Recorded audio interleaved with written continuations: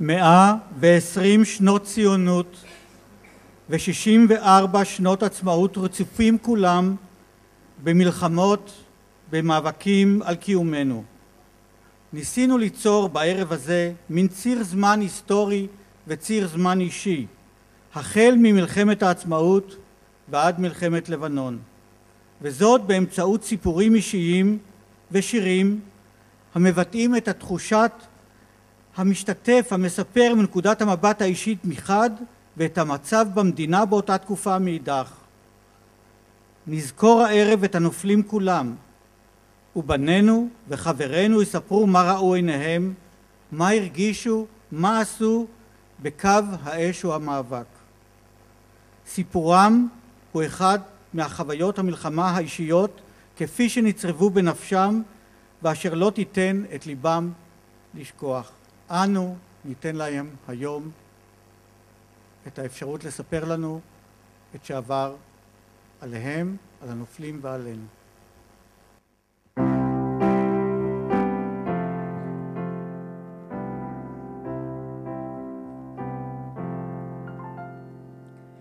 כשאמות משהו ממני, משהו ממני ימות בך, ימות בך. כשתמות משהו ממך בי, משהו ממך בי ימות איתך, ימות איתך. כי כולנו, כן כולנו, כולנו רקמה אנושית אחת חיה, ואם אחד מאיתנו הולך מימנו, משהו מת בנו, משהו נשאר איתו.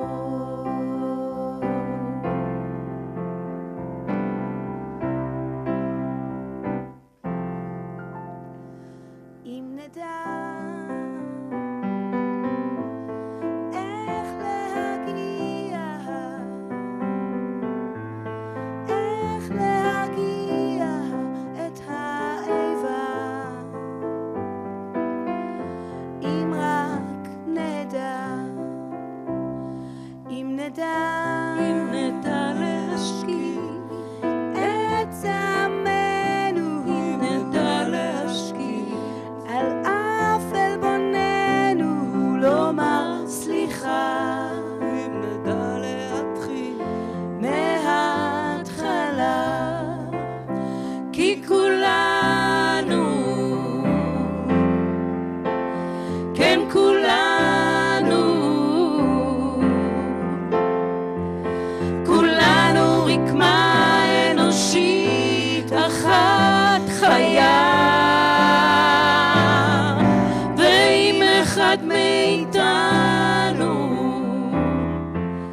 הולך מימנו, משהו מת בנו, משהו נשאר איתו. כי כולנו, כן כולנו, כולנו רקמה אנושית אחת חיה, ואם אחד מאיתנו הולך מימנו, משהו מת בנו, משהו נשאר איתו. כשאמות משהו ממני, משהו ממני ימות בך, ימות בך.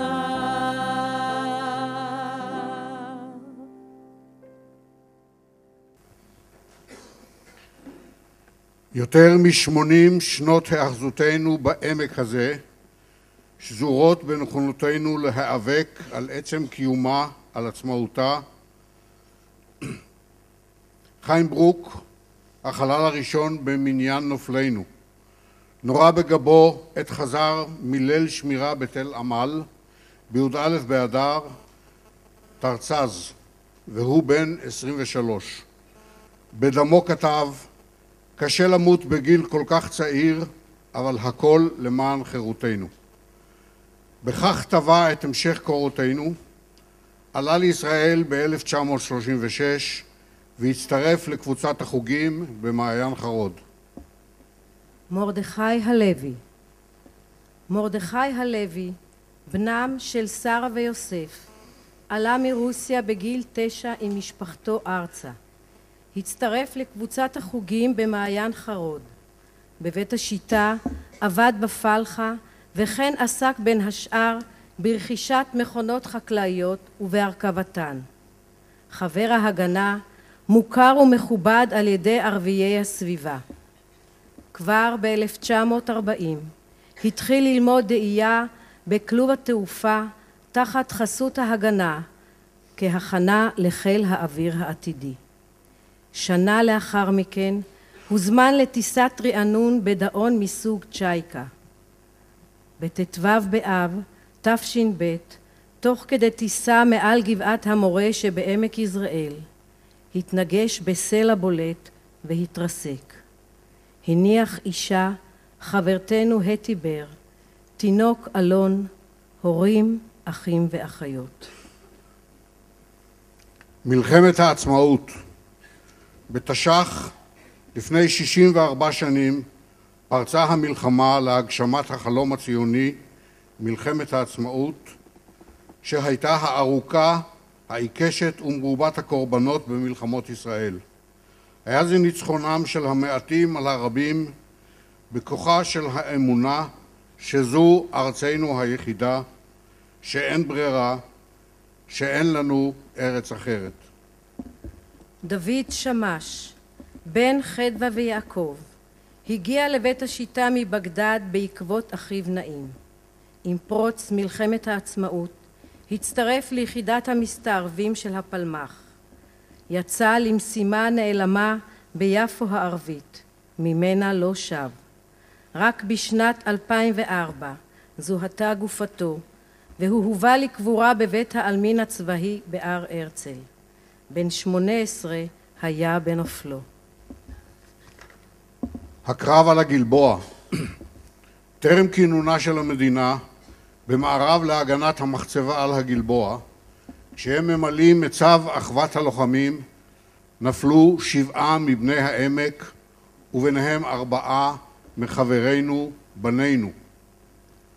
אברהם אופלטקה, בן רחל וניסים, בבית השיטה עסק בענייני ביטחון ושירת בחטיבת גולני. אריה אלקינד, בן הסגונים של מינה ואברהם, שירת 4 שנים בבריגדה היהודית ואחר כך בחטיבת גולני. עקיבא ברזילי, בן הזקונים של רחל ומשה, בעל למרים ואב ל3 ילדים, אבנר, אסף ואסתר, שימש כאב גם לנערה יתומה משארית הפליטה.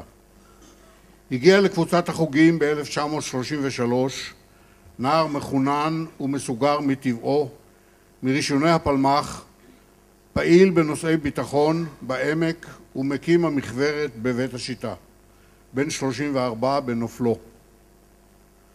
דן צביק, בן לובה ואריה, מפעילי תל יוסף, שגויס לחילות השדה בנפת הגלבוע.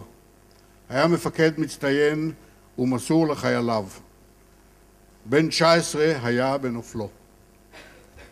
זרובבל הורוביץ, בן חנה ושלמה, אחיו של ינקלה חברנו, יצא בראש עיירה להביא אספקה לגוש עציון הנצור. הערבים ערבו לה בדרכה חזרה. בהתקרב הפורעים אל המשוריין הבוער, פוצץ אותו על עצמו ועל חבריו, בגורמו אבדות כבדות לאויב. על כך קיבל את אות גיבור ישראל. בן 25 בנופלו, הובא לקבורה בהר הרצל. נתן דובז'ינסקי, בן חדווה ויצחק, אח לאברהם וראובן, נהרג בקרב לטרון ביולי 1948, 10 ימים לאחר התגייסותו לצה"ל, והוא בן 19 בלבד. שירת בחטיבת יפתח של הפלמ"ח. על הקרב בלטרון להבטחת הדרך לירושלים יספר אורי אפרוני, שיחד עם חברו נתן דובז'ינסקי החליטו להצטרף למלחמה והם נערים בי"ב בתל יוסף. באזור לטרון עבר הכביש היחיד שחיבר את ירושלים עם השפלה, ומכאן נגזרה חשיבותו האסטרטגית. הניסיונות שנעשו במטרה לכבוש את לטרון מידי הליגיון הירדני נכשלו, ולטרון נותרה תחת שליטה ירדנית עד מלחמת ששת הימים.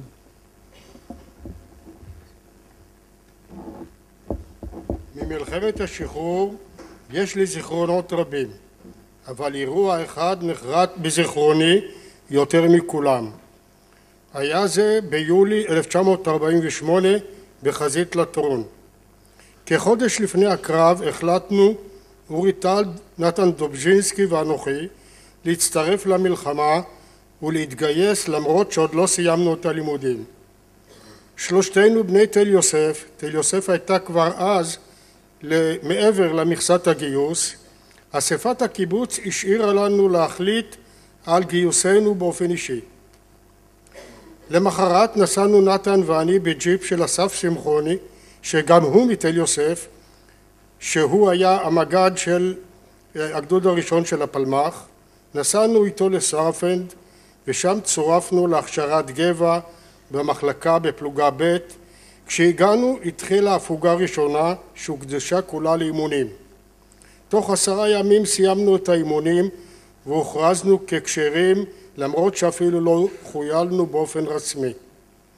הפלוגה שלנו קיבלה הוראה להשתלט על גבעה ששולטת על השטח הצופה ללטרון היוצא מרמאללה.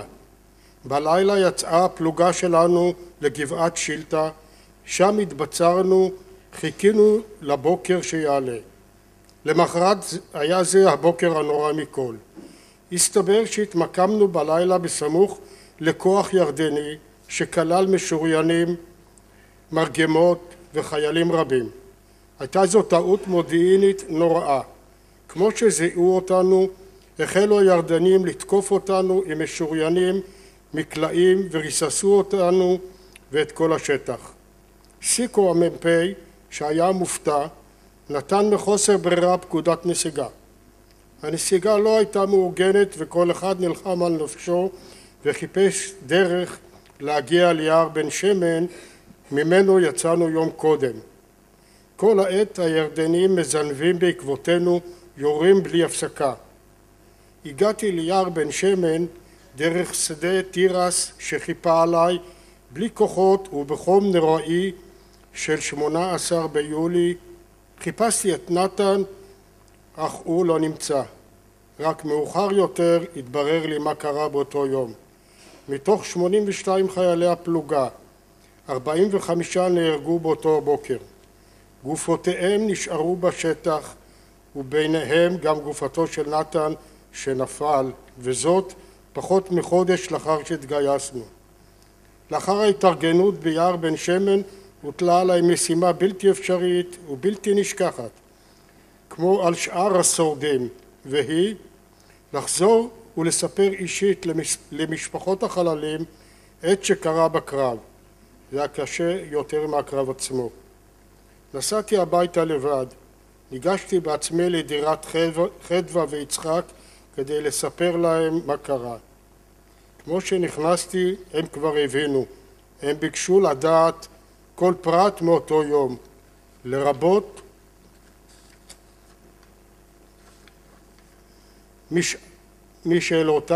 משאלותיהם לא הייתה לי תשובה.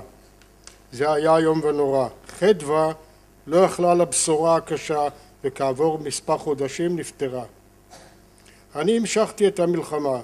לא הייתה לנו כל התלבטות לגבי הצורך להתגייס ולעזור במאמץ המלחמתי. ידענו את הסכנות ואת שעבר על הגדוד שלנו בקרבות נבי יושע, ולמרות שלא היה אז גיוס חובה, לא התלבטנו לרגע. היה לנו קשה בקרב ועוד יותר קשה לאחר מכן. אני, כנער בן 18, התבקשתי להתמודד לבד עם ההורים ויגונם. שירתתי עוד 2 עד השחרור. במקום הקרב הקשה הזה נוסד היישוב שילת, ויש בו היום אתר זיכרון. במקווה ישראל הוקמה אנדרטה לזכר חניכי מקווה ישראל ובית ספר כדורי ששירתו בהכשרת גבע וחטיבת יפתח. החללים הובאו לקבר אחים בהר הרצל לאחר 18 חודשים של משא ומתן ביום י"א באדר 1950. מרבים מהנופלים היו בני 18 והאחרים גם בני 17. זה היה קרב שלא יישכח.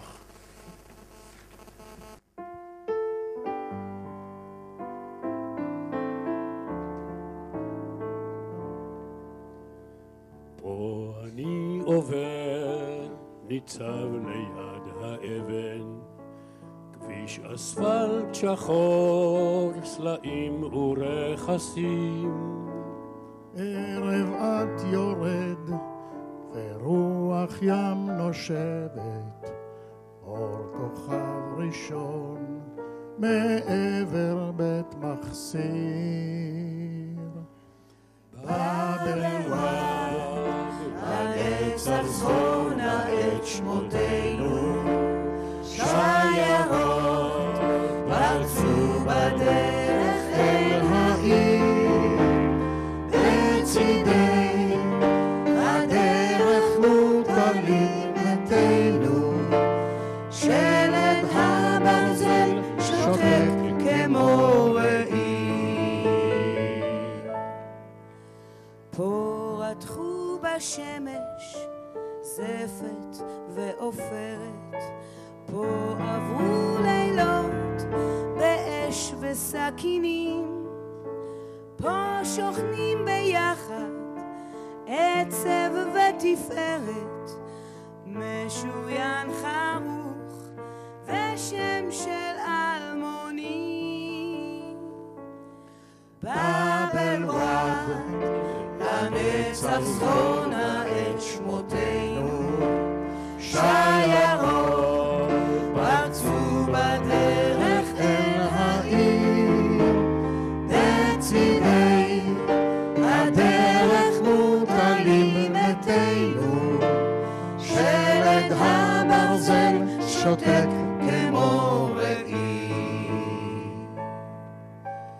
ואני הולך עובר כאן חרש חרש, ואני זוכר אותם אחד אחד.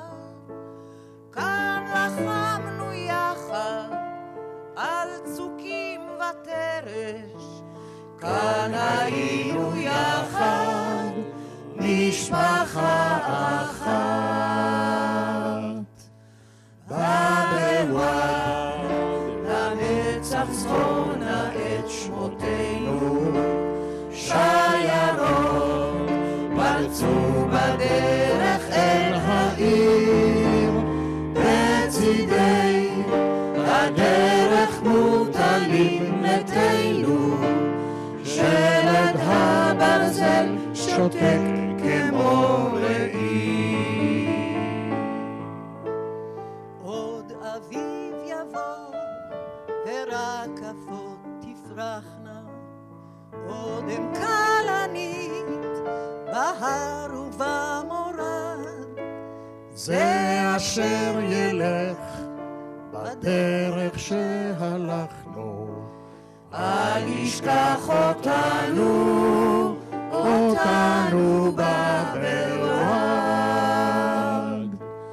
בבל וואד, לנצח זכור נא את שמותינו, שיירות פרצו בדרך אל העיר, בצידי הדרך מוטלים מתינו, שלד הברזל שותק כמו ראי.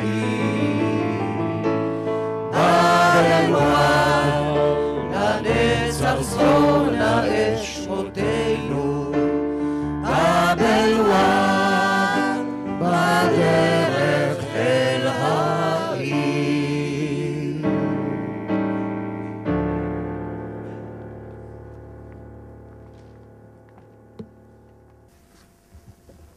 בני 20 נפלו דוד בוגויביץ' ומשה שכטר בפעולות התגמול בשנים 1955-1956.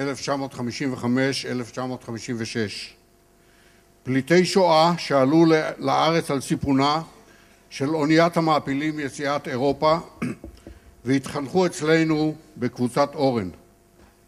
דוד, בנם של אריה, צבי ושרה, נפל בגזרת ניצנה ערב ההכרעה במבצע סיני.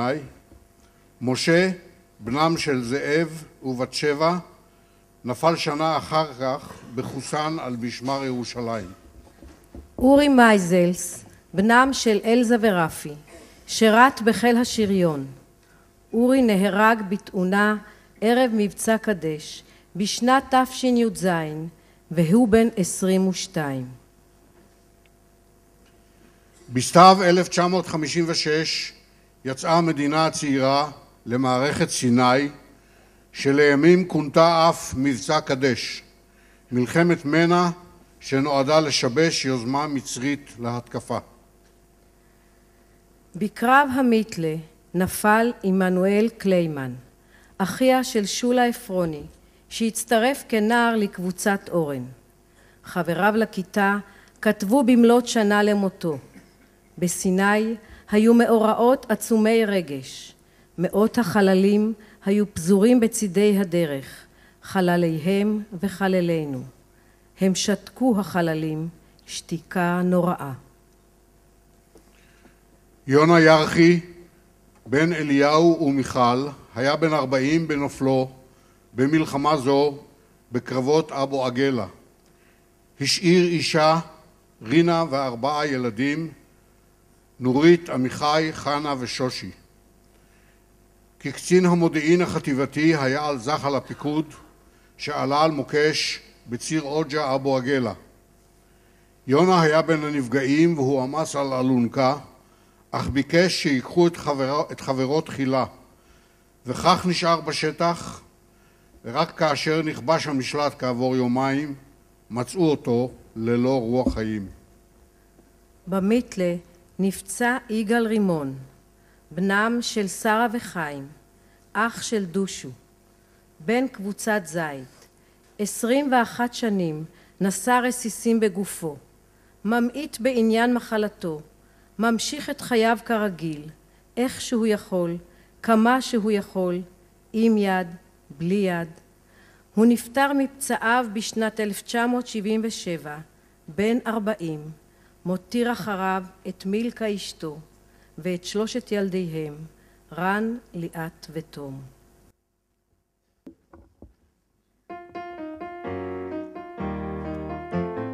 לא אגדה רעי, לא אגדה רעי, ולא חלום עובר. הנה מול הר סיני, הנה מול הר סיני, הסנה בוער. והוא לומד בשיר, בסידודי בנים, בשערי העיר, ביד שמשונים. עוד שלהבת יא עיני הנהרים, עוד שלהבת יא פרעון המנועים. אור יסופר, על זה היום החי, בשוב העם אל מעמד סיני.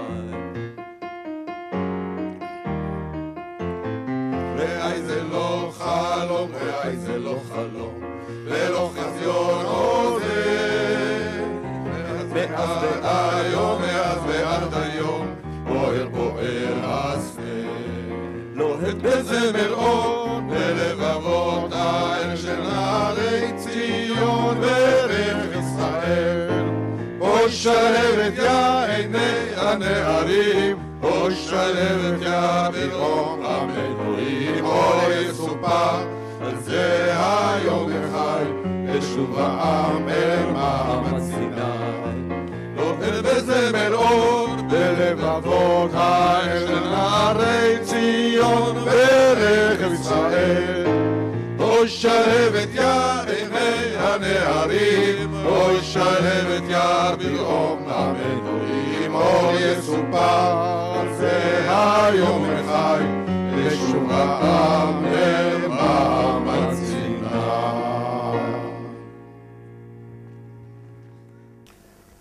רפאל הורוביץ, בנם של תרצה וארנסט, אחיהן של תמנה וחווה, בן קבוצת תומר, נפל במהלך תרגיל בקורס קצינים ב-1963. רפאל היה נער שמרד במוסכמות, ויחד עם זאת ניחן בתבונה מושכלת. ב-15 במאי, בעיצומו של יום העצמאות תשכ"ז, צלחו כוחות יבשה מצריים את תעלת סואץ ונכנסו למרחבי סיני.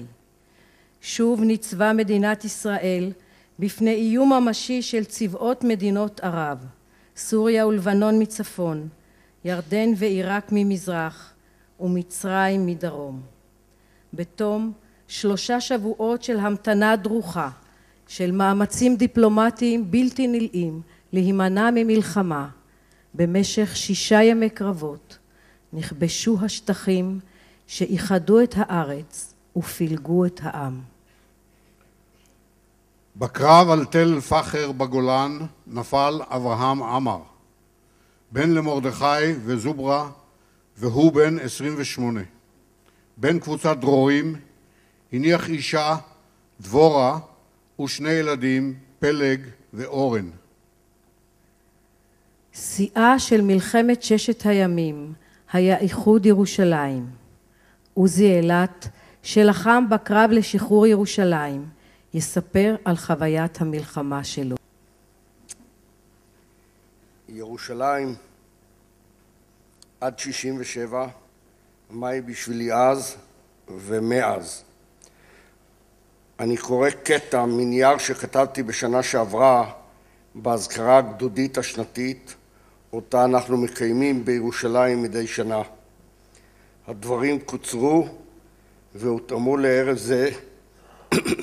נדמה לי כי לירושלים ראוי להקדיש יותר מ3 דקות של מאמר מקוצר. הפעם הכיוון הוא לא עוד באנו ראינו ניצחנו, אלא הרגשה של אדם לפני, בתוך ואחרי הקרב. כילד בן 8 נותרו בי זיכרונות על מצור, רעב וצמא, דרכים חסומות, קרבות גבורה, פריצת דרך חלופית, הצלחה חלקית והרבה שירים שהפכו עם הזמן לסמן הימני של אותה תקופה. עם רקע זה הגעתי למלחמת 6 הימים, וכמובן לקרב לכיבוש העיר ואיחוד ירושלים. כחייל תמיד היה בי רצון לקחת חלק במלחמה, כך חונכנו בבית. אם יש אויב ומלחמה, כולם חייבים לקחת בה חלק. בבוקר התחילה מלחמת 6 הימים. כצנחנים היינו מיועדים באותו לילה לצנוח ממערב לאל עריש. ללא ידיעות מה הולך לקרות, אחרי הצהריים הגיעה הוראה עולים לירושלים. לא ידענו מה המטרה, הגנה על העיר או אולי כיבוש העיר הערבית. במכונית אזרחית בשעות ערב דוהרים בכביש הראשי לירושלים. שלב הנסיעה מתוח מאוד, 5 מ"פים, כל אחד מכונס בתוך עצמו, אי ידיעה מוחלטת מה מצפה לנו ומה צפוי לקרות. העיר לא מוכרת, אבל אני בוטח בגדוד, בפלוגה שלי ובעצמי. יהיה בסדר. אחרי שער הגיא בעליות לקסטל מקבלת את פנינו הפגזה על הכביש. ברור לגמרי זאת מלחמה. מגיעים לעיר, כמעט אין אפשרות לעלות לתצפית. על הגגות יש ירי צלפים ירדנים. מה עושים? השעות רצות, 10 בלילה, אין זמן ואין לוח זמנים. קבוצת פקודות פלוגתית, תדריך קצר על גבי תצה קטן ודהוי, אין מפות. מחשבה עולה, איפה היינו מאז 48? יש מוקשים, אין מוקשים, גדרות תיל. איפה המידע הדרוש? הייתי במתח, אבל הייתה הרגשה טובה. סוף ההכנות, אמצע הלילה. יוצאים לדרך. יש מורה דרך מקומי שמוביל אותנו. נסיעה באוטובוסים לנקודת היציאה, חושך מוחלט, פריקת כוחות. לפתע, כוח אחד חסר. אני נותן הוראה, מבצעים עם מי שיש, שקט מתוח, איש איש במקומו. אני מוודא סדק החיילים ומיקום מפקדים, כי בהם תלוי כל העסק. שלב הפריצה, אני הולך ראשון ברווחים גדולים, פחד ממיקוש. יורדים לגדרות, אני עובר את הגדר ומדווח לאחור, אין מוקשים. הרתק הגדודי והטנקים מתקתקים מעל הראש, נוטבים ותאורה מאירים את השמיים, גם הירדנים יורים. כבר כמעט אור ראשון, שאר הפלוגות עוברות אותנו ומתפצלות למשימות. היה לי חשוב להמשיך מהר, ברור לי שתהיינה משימות נוספות.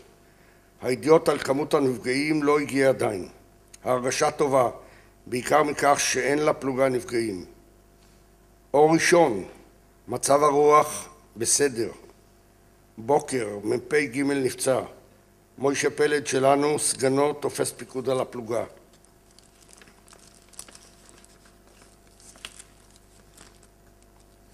המיתוס והעילה של ירושלים נוצרו בי בבוקר לאחר אותו לילה, כשהתחילו להגיע הידיעות מהחטיבה על מה שקרה בגדודות שכנים. ירושלים העתיקה והרכס המזרחי עדיין לא שלנו. לילה שני, המשימה רכס האוגוסטה ויקטוריה והר הצופים. הר הזיתים. קרב קשה ובעייתי שמסתבך נדחה לבוקר, לאור ראשון, רוצים סיוע של חיל האוויר. בבוקר עולים על האוגוסטה, שוב הפלוגה שלי בחוד. ידעתי שלפנינו עוד העיר העתיקה שעדיין לא נכבשה, כבר יש נפגעים בפלוגה. צהריים ירדנו מאוגוסטה לעיר, הפסקה ליד המסגדים. שעת ערב, חוצים את העיר העתיקה מדרום לצפון, סוף הקרב במלון שליד השער החדש. איבדנו חיילים בפלוגה, הרגשה קשה. מאוחר יותר הפנמתי את אירועי הקרב והמשמעויות בממדים האמיתיים, מהם לא נפרדים עד היום. את ירושלים כבשו חיילים, להבדיל ממלחמות במקומות אחרים, את ירושלים כבשנו ללא ארטילריה, ללא חיל אוויר ומעט מאוד טנקים. באופן מוזר שומרים על שלמות העיר, בל תהרס.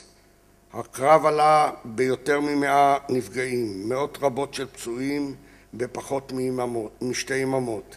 איך ולאן ממשיכים?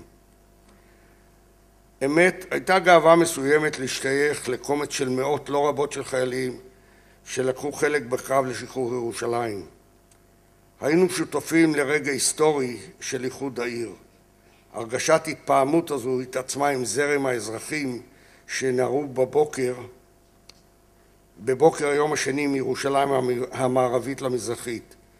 לגבי דידי, ירושלים הייתה ונשארה לב הסכסוך וגם לב ליבו של העם היהודי. המערכה על ירושלים הייתה קצרה, קשה ובאה בהפתעה.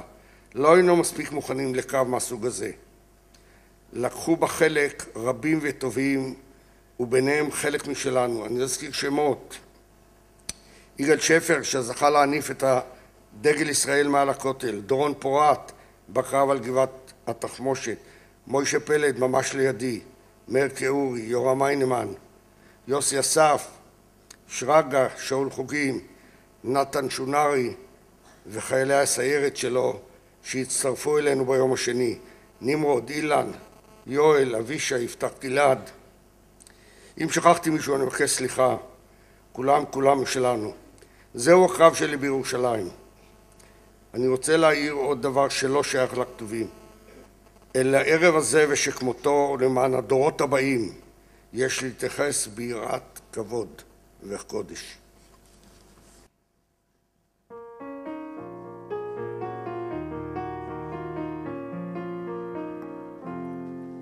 מי שחלם לו ונשאר לו החלום, מי שלחם הוא לא ישכח על מלאכם, מי שנשאר ער כל הלילה עוד יראה אור יום, מי שהלך הוא לא ישוב עוד לעולם, מי שהבטיח לא הניח את חרבו, מי שקראו לו הוא הלך בראש כולם, מי שאהב לו עוד צפויות לו אהבות רבות, מי שהלך הוא לא יושב עוד לעולם, והרים עוד בוערים באש זריחות, ובין ארבעים עוד נושבת רוח ים, 1000 פרחים עוד בשבוע ובלב פריחו, מי שהלך הוא לא יראה זאת לעולם, מי שחלם והתגשם לו החלום, מי שלחם עד ששמע קול מנצחים, מי שעבר את כל הלילה וראה אור יום, הוא לא יניח שנשכח את ההולכים, מי שהבטיח וזכה גם לקיים, מי שהצליח לחזור מן הדרכים, מי שכאב אבל הבין שהכאב אילם, הוא לא יניח שנשכח את ההולכים, והערים עוד יבערו באש זריחות, ובין ארבעים תנשב עוד רוח ים, 1000 פרחים עוד יפרחו בנו בתוך שוחות, הם שיעידו כי זכרנו את כולם,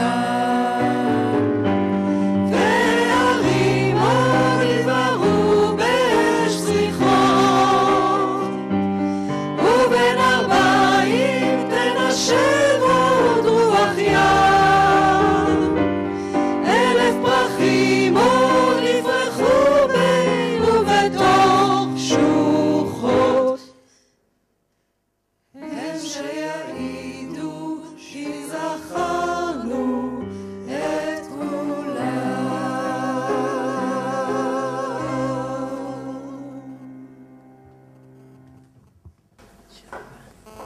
יצחק פרח, שלווה לא באה לארץ השסועה הזאת, חזית הפגזות המוצבים בתעלת סואץ שהייתה רחוקה לכאורה, והמרדפים אחר מחבלים בבקעת הירדן כונו על ידי העורף מלחמת ההתשה.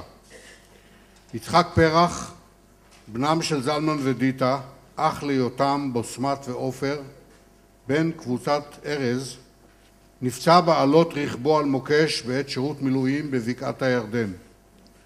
הוא נהרג בתאונת דרכים בעת תהליך השיקום ב-1971, מותיר אחריו אישה פני ותינוק קטן גלי.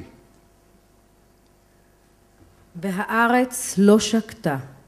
בשבת של יום הכיפורים תשל"ד הופרה קדושת היום. אנשים נקראו מתפילת נעילה, מתקיעת מסמר ראשון בסוכה, אל תופת המלחמה. מה שפרץ כמלחמת יום הדין, נמשך כבר שנים כחשבון נפש שלא נגמר.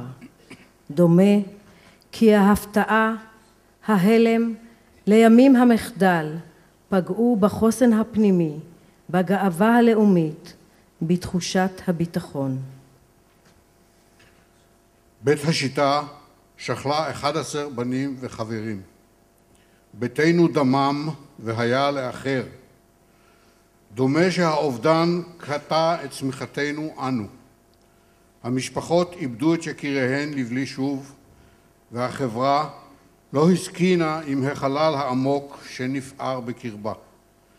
שום דבר כבר לא יהיה כפי שיכול היה להיות, כפי שהיה ראוי שיהיה. יום הכיפורים מצא את אלון אילת מקבוצת רימון, בן הזקונים של אברהם ושושנה, אח של ראובן, עוזי, רמי ומיכל, על קו התעוזים מול התעלה. ב1:50 בצהריים, עם תחילת ההפגזה, יצא כמ"מ לחלץ אנשים מטנק בוער. אחרי כשעתיים של לחימה, נדם קולו. גרשון דוד, בן הזקונים של מנחם וחנה, אח של יצחק וגיל, בן קבוצת אבוקה, נהרג כשפגע טיל בצריח הטנק בו שירת כטען קשר, בליל צליחת התעלה. שנה קודם לכן כתב, כאשר הייתי בתעלה חשבתי הרבה על המוות ונורא פחדתי ממנו. כפי שהוא נשקף שם, אכזרי, לא טבעי, מכוער וקוטע. כזה שמשאיר חלל ללא יכולת להבין אותו.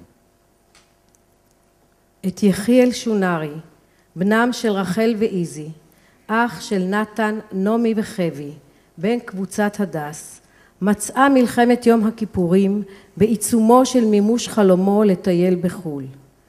יחיאל הספיק להילחם על ביתו בגולן, ואחר ירדה היחידה לסיני. כשהזחלם שלו נתקע בחולות, לא ויתר והצטרף לזחלם אחר, נפגע במטח האש הראשון.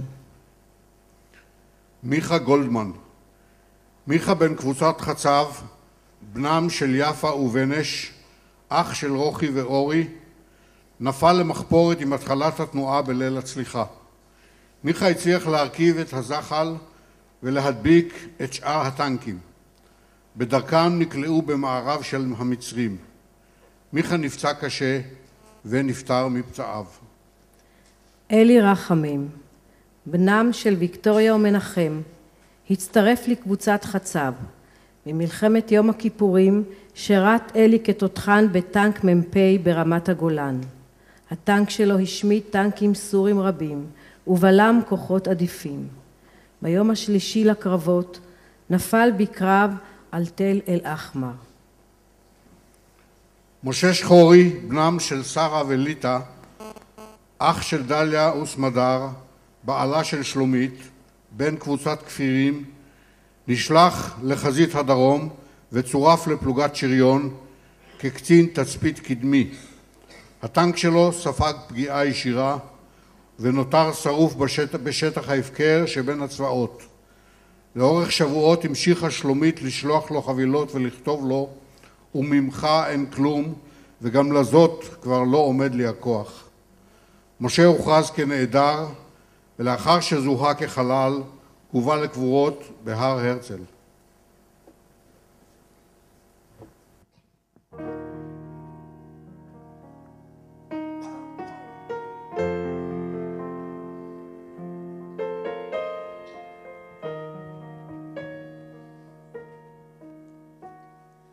אנחנו הילדים של חורף, שנת 73. חלמתם אותנו לראשונה עם שחר, בתום הקרבות. הייתם כבר כשהודו למזל המתוק. הייתן נשים צעירות מודאגות ורציתן כל כך לאהוב, וכשהריתם אותנו באהבה בחורף 73 רציתם למלא בגופכם את מה שחיסרה המלחמה. כשנולדנו הייתה הארץ פצועה ועצובה, היבטתם בנו, חיבקתם אותנו, ניסיתם למצוא נחמה. כשנולדנו ברכו הזקנים בעיניים דומעות, אמרו הילדים האלה הלוואי לא ילכו אל הצבא. ופניכם בתצלום הישן מוכיחות שדיברתם מכל הלב, כשהבטחתם לעשות בשבילנו הכל, להפוך אויב לאוהב. הבטחתם יונה עלה של זית, הבטחתם שלום בבית, הבטחתם אביב ופריחות, הבטחתם לקיים הבטחות, הבטחתם יונה.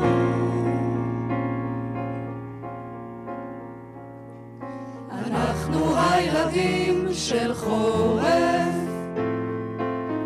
שנת 73, גדלנו אנחנו עכשיו בצבא עם הנשק, קסדה על הראש,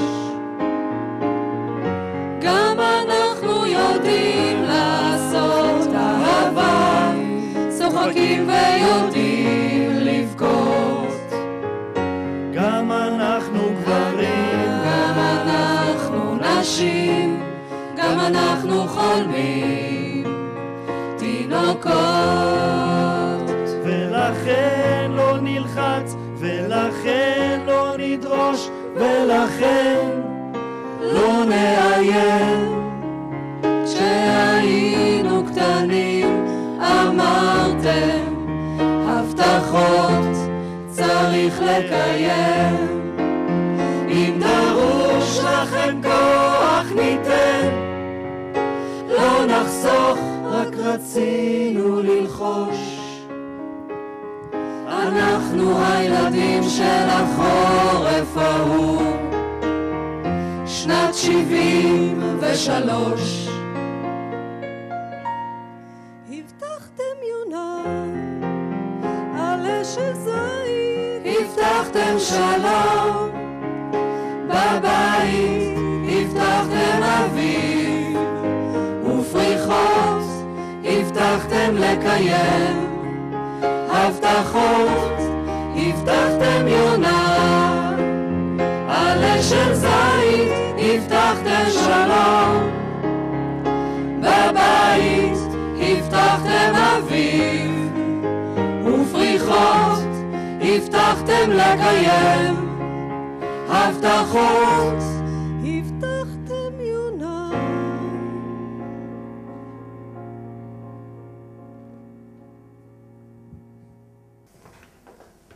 יוחאי גלעד, בנם של בנימין וציפורה, אח של יפתח ויוני, בעלה של טלי, אבא של עופרי, בן קבוצת כפירים, נהרג בלב סיני בליל צליחת התעלה.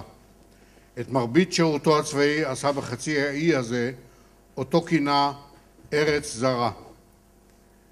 יוסף שריג, בן קבוצת תומר, בנם של תקווה ונחום, אח של רן, רות, אייל וצחקי, בעלה של נורית, אבא של אסף ופלג. 3 ימים נמשכה הדיפת כוחות השריון הסורים, ובשעה האחרונה נהרג יוסף ממערב. על חלקו בקרבות אלה הוענק לו עיטור המופת. במותו פסקה שירתו, נדם ניגונו, תמה יצירתו ולא נשלמה. צ'ופה, בנימין צ'ופקביץ', בנם של חווה ואליהו, אחיו של שמואל, בעלה של הדס, אבא של אלי, שולי וענת. גויס רק במוצאי יום הכיפורים. קודם לכן עוד הספיק לבנות יחד עם מוקי ויוסף שריג את סוכת השכונה המסורתית.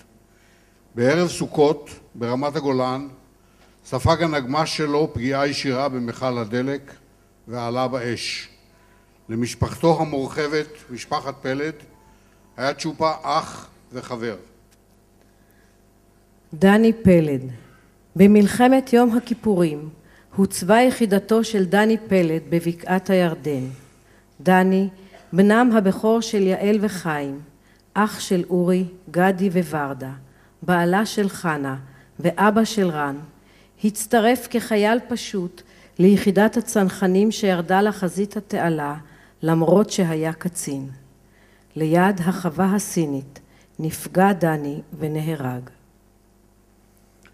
נמרוד שרון, בנם של דינה ועדי, אח של יובל וגידי, בעלה של שלומית. אבא של עומר, הילה, יואב ואסף, בן מחזור נמלה. בגלויה ששלח הביתה ממערב לתעלה כתב, אין חדשות וגם לא חידושים.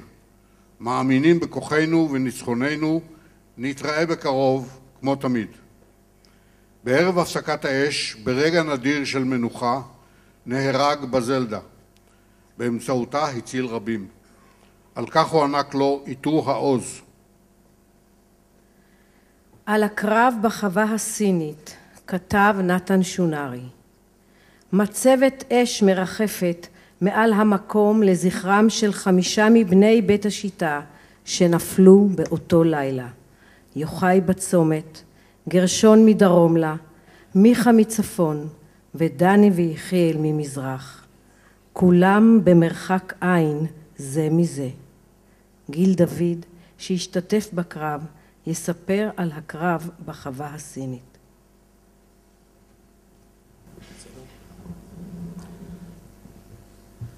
קרב החווה הסינית. בליל ה-15-16 לאוקטובר, אוגדת שרון נעה בדרך גמלים בחולות, בתפר בין הארמיות, ומבצעת את צליחת תעלת סואץ. אבל גשר הגלילים נתקע בחולות. אין גשר להמשך הצליחה. אתה צריך לפתוח את 2 הצירים מטסה לאזור צליחת תעלת סואץ, כדי להעביר את גשר הדוברות וכוחות נוספים. שולחים כוחות צפונה על החווה הסינית על כביש התעלה, כדי לפתוח את הצומת וציר טרטור למעבר הגשר. איתם גם פלוגת הטנקים של גרשי,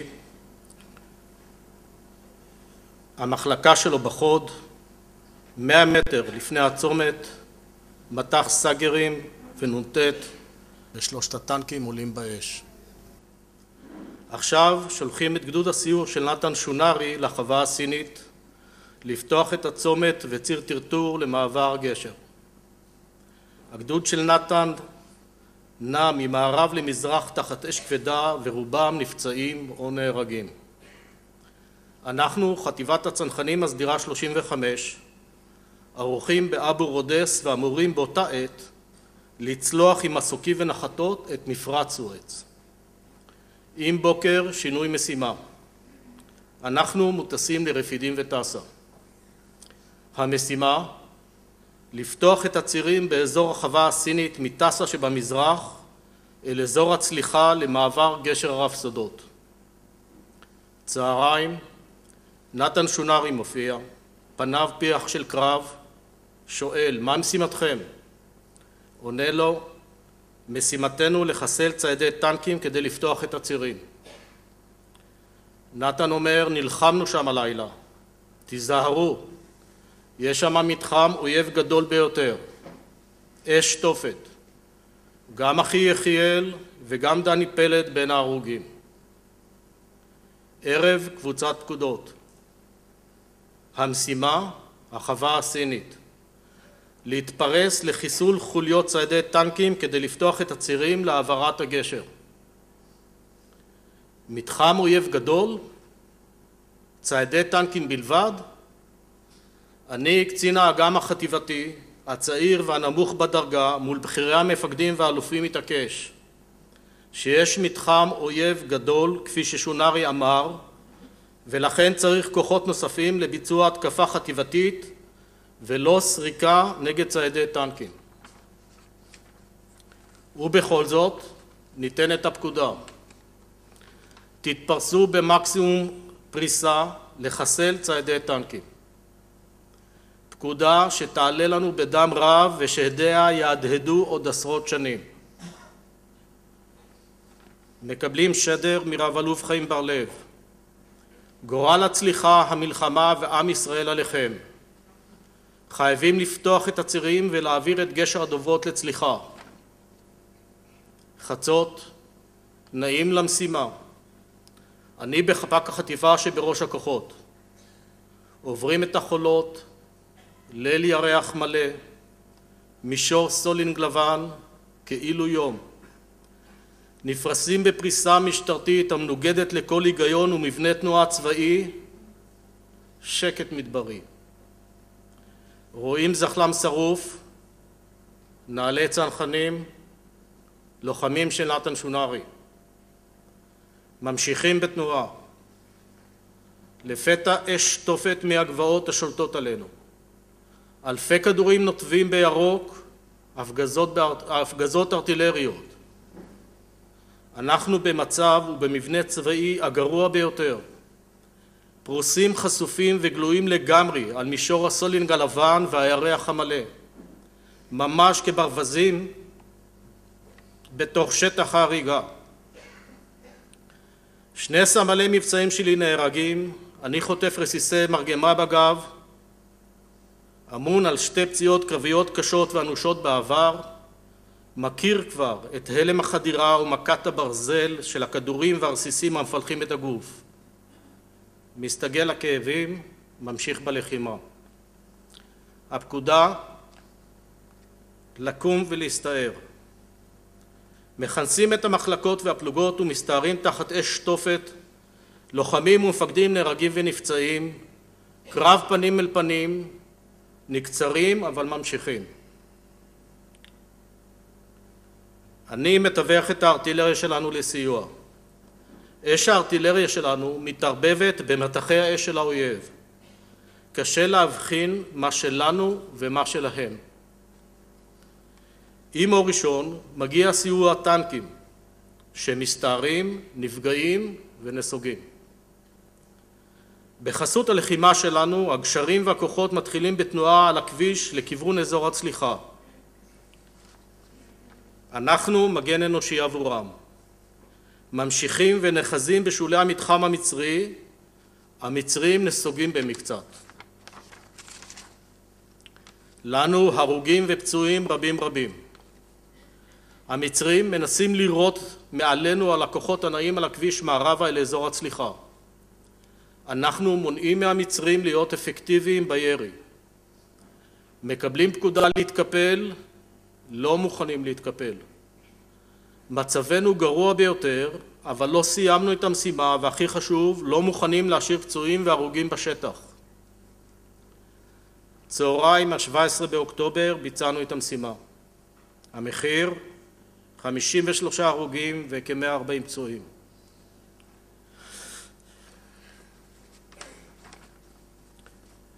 יצאנו כ-450 לוחמים ונשארנו כ-250. אני עובר ניתוח שדה להוצאת רסיסים וממשיך הלאה.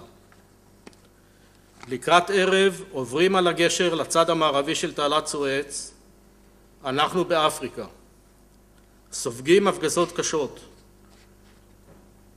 בימים הבאים ממשיכים בקרבות אש בתיאור רמפות הטנקים והחיץ החקלאי צפונה לכיוון אסמאעיליה. באחד הימים מגיעים נתן שונרי ביחד עם נמרוד שרון, לפתע עוד הפגזה. נמרוד נהרג. ממשיכים בהתקדמות ולחימה צפונה בחיץ החקלאי, שוב שריקות הכדורים וקרבות פנים אל פנים בתוך סבך הצמחייה במבואות אסמאעיליה.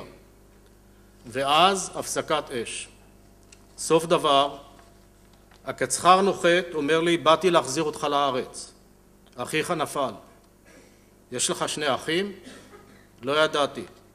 לא יודע מי משניהם נהרג. טס לארץ ולבית השיטה, בקיבוץ אבל תקבל מסור.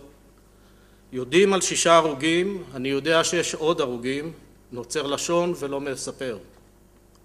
טס בחזרה לסואץ.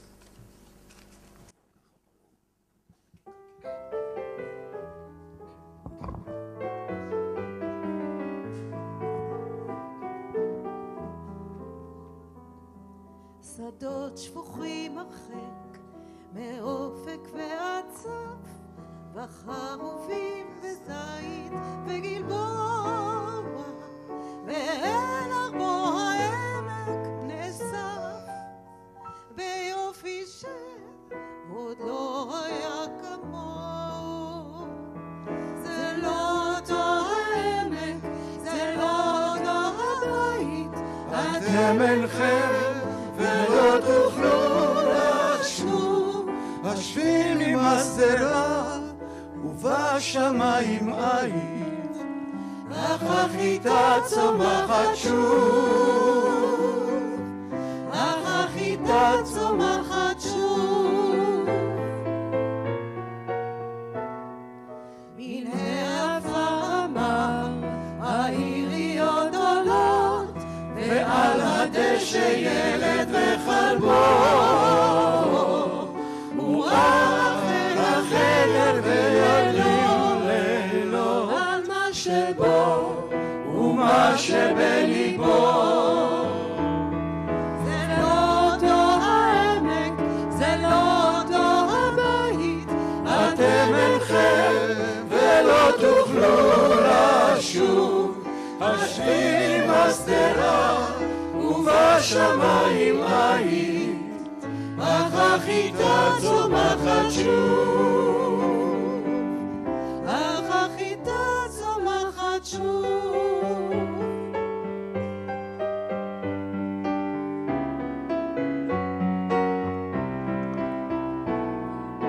וכל מה שהיה אולי יהיה לעד, זרח השמש ובשמש בא, עוד השירים שרים אך איך יוגע כל המחור וכל האהבה. אין זה אותו העמק, אין זה אותו הבית, אבל אתם לא תוכלו לשוב, ואיך קרה ואיך קרה ואיך קורה עדיין שהחיטה צומחת שוב, ואיך קרה ואיך קרה ואיך קורה עדיין שהחיטה, כן החיטה צומחת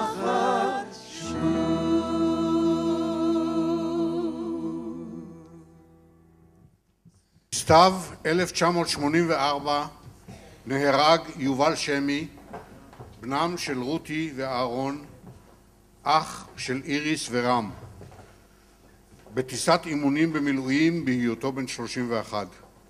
השאיר אישה לימור ובן מורן. בנו השני ינון נולד לאחר מותו.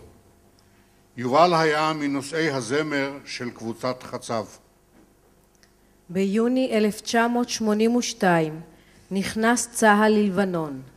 מבצע שנועד להביא שלום לגליל הפך להסתבכות כואבת בארץ זרה במשך 18 שנים. במלחמת זבת דם זו נפלו 3 מבנינו.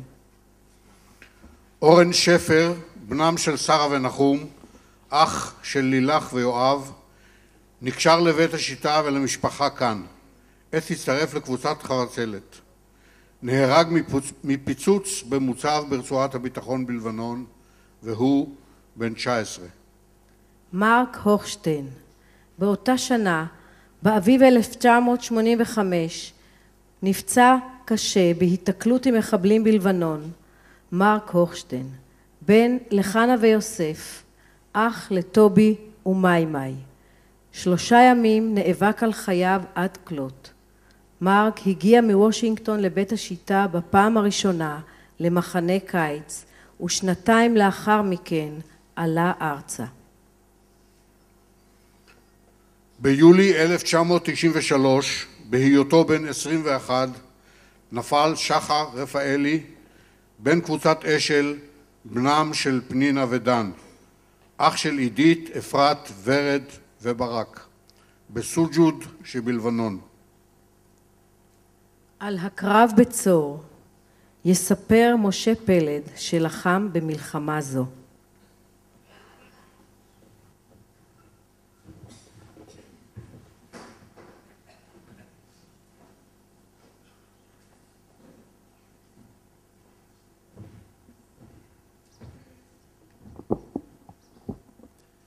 בבוקר היום הראשון במלחמת שלום הגליל הובלתי את הלחימה בציר החוף בראש כוח משוריין, כשלפתע קיבלתי פקודה להיכנס ולהשתלט על העיר צור. המשימה הייתה לשחרר חייל שנפצע ונשבע על ידי המחבלים ולחסל את קיני המחבלים בעיר. עמדו בפניי 2 אפשרויות. הדרך האחת, להיכנס בכוח לעיר ולחפש את החייל, דבר שהיה כמו למצוא מחט בערימת שחת, ובאותה עת להרוג חפים מפשע, ילדים, נשים וזקנים.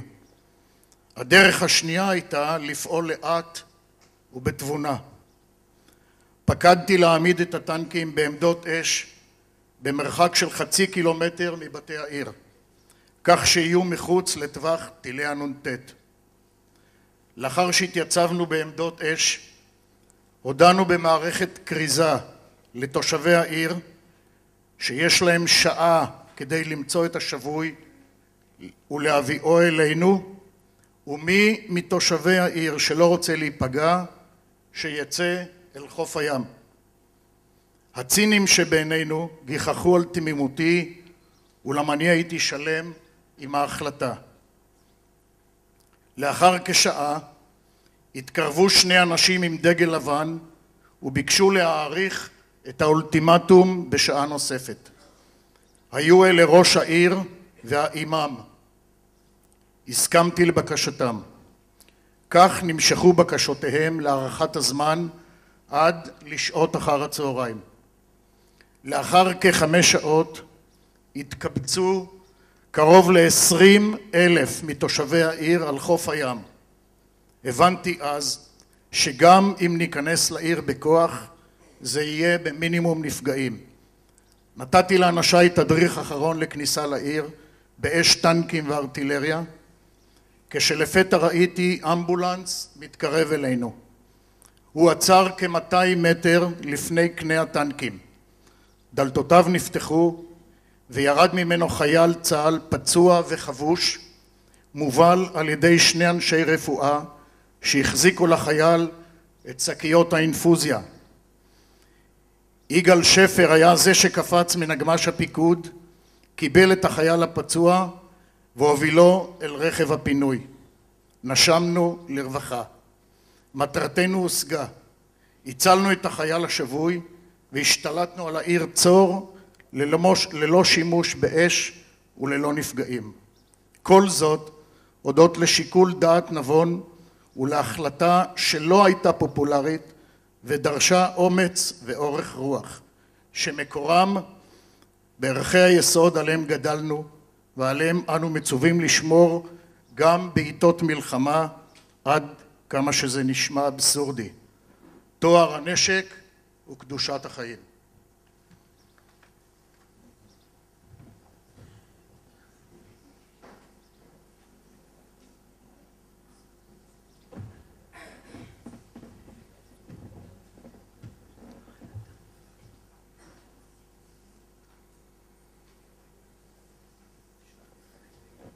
בחופשת סוכות, במהלך טיול משפחתי בסיני, בפיגוע רצחני על תל ברס בורקה, נקטפו חייה של עופרי גלעד, בתם של טלי ויוחאי, והיא רק בת 13. היה זה בכף תשרי תשמ"ו, ביום השנה ה-12 לנופלו של אביה יוחאי בסיני. שירה מרוז קוט. באוקטובר 1995, בשעת בוקר, יצא אוטובוס בקו 5 למסלולו השגרתי. ליד כיכר דיזינגוף פוצץ עצמו בתוכו מחבל מתאבד. שירה מרוז קוט, בתם של לאה ועודד, אשתו של שי, אחותם של רבית, אופיר, נמרוד והוד, נהרגה והיא בת 20. אלה שרף ממחזור מורן, בתם של דליה ויצחק עלה, אחות לעדי ולרועי, נפטרה לפתע בשנת 2002, 4 חודשים לאחר גיוסה לחיל האוויר. אוהבת ונאהבת, תוססת ושמחה, חברה נאמנה. המלחמה שאף פעם לא די לה, שוב פתחה רעה מדרום לבנון. 6 שנים של שדות חרושים ומטעים פוריים, רק חיזקו את אשליית השלווה.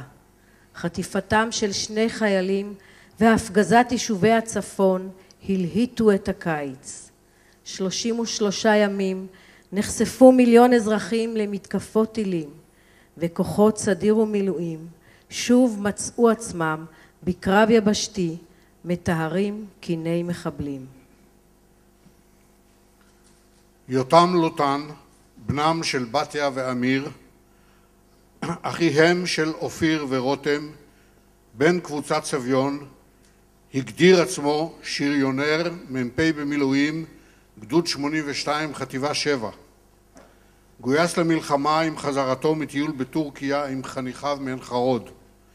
יותם פרץ בראש פלוגתו לכפר בן ג'ביל, טנק המרכבה חטף פגיעה ישירה, יותם נהרג מיד והוא בן 33.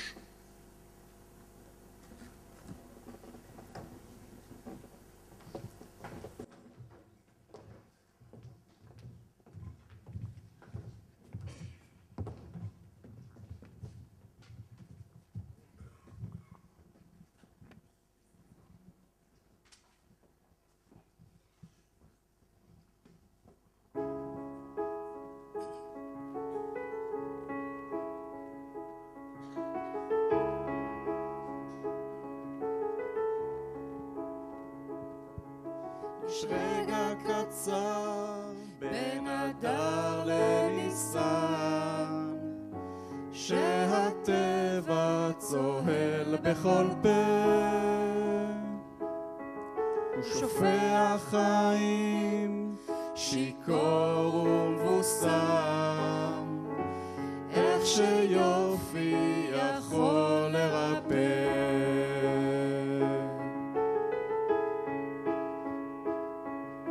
ניסר ומשולהב ומתיז ניצוצות, אך עוד רגע ייבול ויציב, כי הנה בשולב כבר הקיץ ניצת, קצר פה כל כך האביב.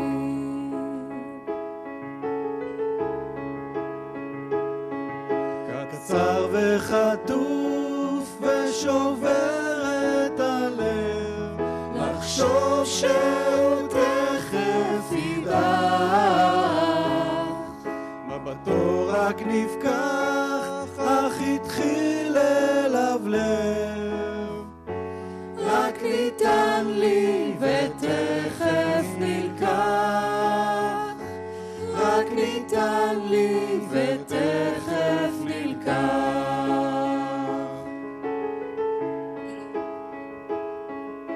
אביב הוא ימים וסוער בסופו,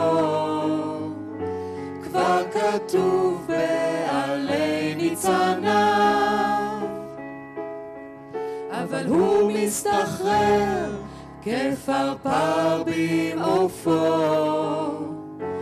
וכמוהו נצחי בעיניו.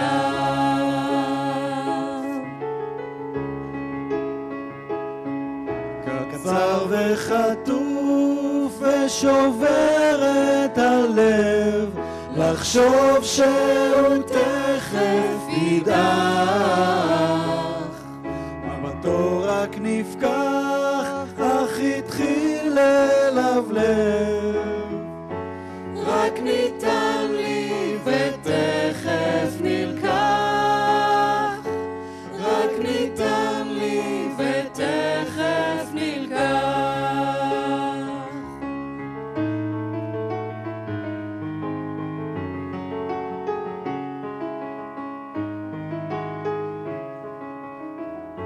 ואת ואני היודעים, ונורא הדבר שרק הוא לא, עד כמה קצרים החיים, החיים הקצרים שניתנו לו.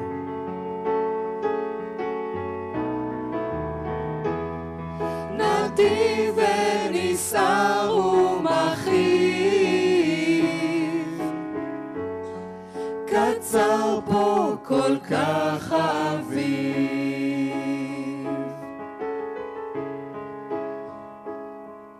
קצר וחטוף ושובר את הלב, לחשוב שהוא תכף ידעך, מבטו רק נפקח, אך התחיל ללבלב. רק ניתן לי ותכף נלקח, רק ניתן לי ותכף נלקח, רק ניתן לי ותכף נלקח, רק ניתן לי ותכף נלקח.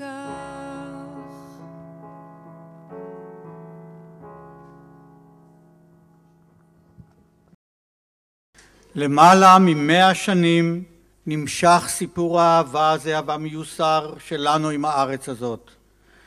ארץ אוכלת יושביה, אמרו בימים הרחוקים האנשים שתארו את הארץ, והמנהיג ענה להם, יכול נוכל לה. אין לנו ארץ אחרת, גם אם אדמתי בוערת, אנחנו שרים וחושבים וממשיכים לחיות כאן על פני האדמה הזאת, האחת והיחידה. חיים וחושבים על האחד שחסר, עם הגעגוע, עם הכאב, ועם הידיעה שאין דרך אחרת, ועם התקווה שאולי בימינו עוד תימצא הדרך לשכנות של שלום. שיר סיום.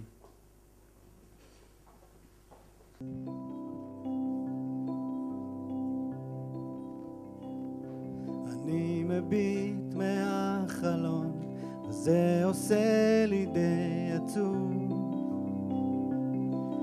האביב חלף עבר לו, מי יודע אם ישוב. הליצן נהיה למלך, הנביא נהיה ליצן, ושכחתי את הדרך. אבל אני עוד כאן,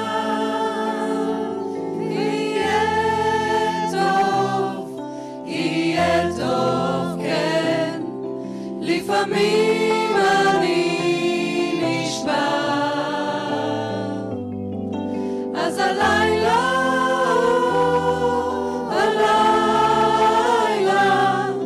איתך אני נשאר.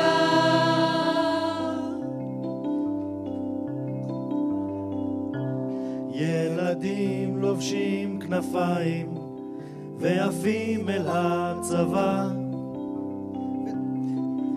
ואחרי שנתיים הם חוזרים ללא תשובה. אנשים חיים במתח, מחפשים סיבה לנשום, ובין שנאה לרצח מדברים על השלום. ויהיה טוב, כן, לפעמים לפעמים אני נשבר, אז הלילה הוא הלילה, איתך אני נשאר.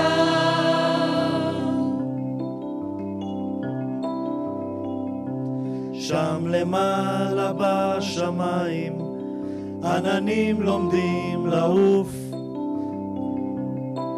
ואני מביט למעלה ורואה מטוס חטוף, ממשלות וגנרלים שחילקו לנו את הנוף, לשלהם ולשלנו, מתי נראה את הסוף? אני מביט מהחלון לראות אם כל זה אמיתי, מביט מהחלון וממלמל את תפילתי, עוד יגור זאב עם כבש ונמר ירבץ עם גדי, אך בינתיים אל תוציא את ידך מכף ידי, ויהיה טוב, כן, לפעמים אני נשבר, אז עליי